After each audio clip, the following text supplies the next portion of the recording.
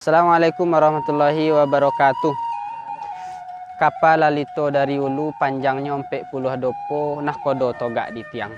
Koba barito orang da ulu sabari bapantang lupo satitiak bapantang hilang. Itulah sanak sadonyo. Awalnya kalam kita baca puji syukur kita ucapkan selawat bagi Nabi Muhammad sallallahu alaihi wasallam. Rumah godang bersandi batu sandi banamu alu adat tunggak gaharu lantai candano. Taralinyo gadiang barariah, paranyo burak ketabang, bagamba ukia ulangiang, gonjongnya empek bintang bakilatan banamu robong membacuy. Bukan tambilang mengulampai, tambilang pengali penguburan, bukan membilang tendodek pandai, membilang untuk dipersembahkan. Atai-atai si bungo atai lah tercocah bungo sitawa, tercocah jangguk kalantai na manusia bersifat gawah. Kalau lawa di sungai rimbang nak ruso mati tadabiah kok gawa minta ditimbang kok doso ampunan lebih. Besok kita balik pada hari kini masih di ruang YouTube Inyak Sarugo. Maka pembahasan kita kini ko adalah berkaitan jo konsep dasar kita di Minangkabau dan selalu diumbar-umbar dan selalu dipublikasikan bagi kita khususnya orang Minangkabau dengan prinsip ataupun dengan ungkapan adat basandi sarak basandi kitabullah.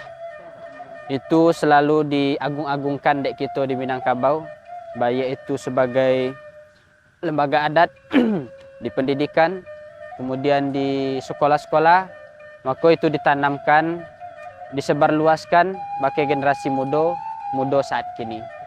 Maka sebenarnya apa itu adat basandi sarak basandi kitabullah? Kalau kita runut cie-cie, dibilang cie-cie, ditengok, dicurai-curai di koka, ditangguk ikan gulamo, diulang-ulang mengoka, dibaca si tambolamo.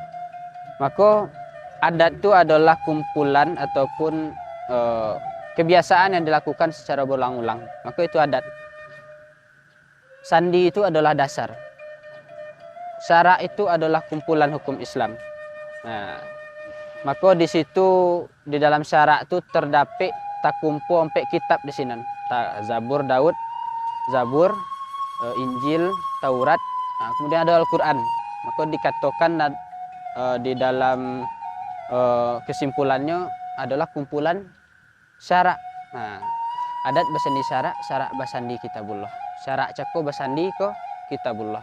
Mana kitabullah itu ada ompek. Maka disempurnakan dek Al-Quran. Kemudian bako itu yang dijadikan pituah atau filosofi di Minangkabau itu adat basandi syarak basandi kitabullah. Maka labanya fenomena ataupun rapek-rapek yang dilakukan dek nenek moyang kita sesuai sampai di Bukit Marapalam. Maka gencarlah, dibumikanlah atau disebarluaskanlah pituah adat basandi syarak basandi kitabullah tu. Maka memang sejatinya adat Minangkabau tu adapun aturan-aturan yang kita buat itu sejalan dengan syariat Islam. Bisa kita ambil dari banyak contoh. Namun kini spesifik yang kita ambil pelajaran adalah dari rumah godang, rumah kebanggaan orang Minang. Maka dari awal proses pembuatan, merancang, menata jomana ruko rumah godang tu, maka yang pertama kali dirancang itu adalah sandi. Itu pula kehebatan orang Minang tu, memang kita di Minangkabau sesuai ndak dari awal beragama Islam ataupun kepercayaannya ndak Islam. Mungkin ada kepercayaannya bercampur Hindu, Buddha dan lain sebagainya. Tapi Islam datang kemudian. Tapi masyarakat Minangkabau pun menerima Islam yang datang kemudian tuh. Karena agama Islam tuh ya memang agama yang sempurna. Maka diterima. Adima contohnya itu bisa kita ambil. Di saat pembangunan rumah godang, kalau rumah godang sesuai, kan tunggaknya tuh adalah tunggak kayu. Kalau rumah orang kini mungkin rumah godangnya ndak ada yang tunggaknya kayu. Lah pakai bata ataupun batu semen sadonya. Tapi sesuai dalam pembangunan rumah godang tu Yang dibuat dulu adalah pakaian yang dibuat dulu, dibuat bentuknya dulu. Lah ada karangkonya, ada miniaturnya dulu. Ataupun dah laba bentuknya, lah toga pakaian itu baru dipasang batu picak di bawahnya atau dipasang pondasi. Di situ bisa kita kesimpulkan bahwa pondasi itu tuh datangnya kemudian. Itulah syariat Islam tuh datangnya kemudian. Adat kau lah tersusun juga sebelumnya, maka disempurnakan nantinya dengan ajaran Islam. Maka tidak bertentangannya, sejalannya. Mungkin oknumnya ataupun pelakunya beko yang salah tompe, salah penafsiran dalam memakai adat basandi syarak basandi kitabullah. Maka yang perlu benar kita ambil hikmahnya dari pembangunan rumah Godang itu itulah.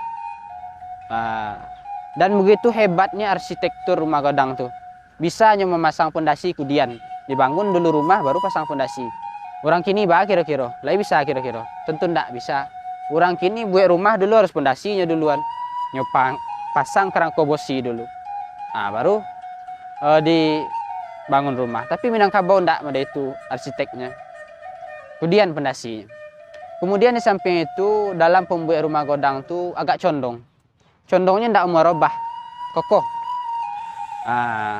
Maka di situ bisa kita ambil kesimpulan bahwa asa pondasi cako kokoh, asa kudo-kudo wak kokoh, bahabonala kuate so indak kejatuh wak. Contohnya kini ilmu agama wak kokoh.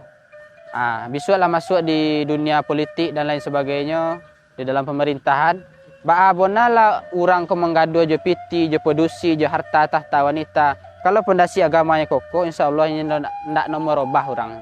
Itu prinsip kita pakai. Kemudian di dalam rumah Godang tuh banyak juga bisa kita ambil. Contohnya di dalam bubuangnya. Bubuangnya itu kan lobah keinggo. Contohnya rumah arsitektur Masjid Raya kok kan dibuat modeko. Itu tuh modenya lobah keinggo. Bahas sifat lobah. Bisa kita contoh lobah tuh tidak menggaduh. Kalau tidak digaduhnya tidak menggaduh lobah tuh. Kemudian ini meninggalkan sarang tuh tidak rusak dan tinggal. Itu kita ambil sifat dari lobah.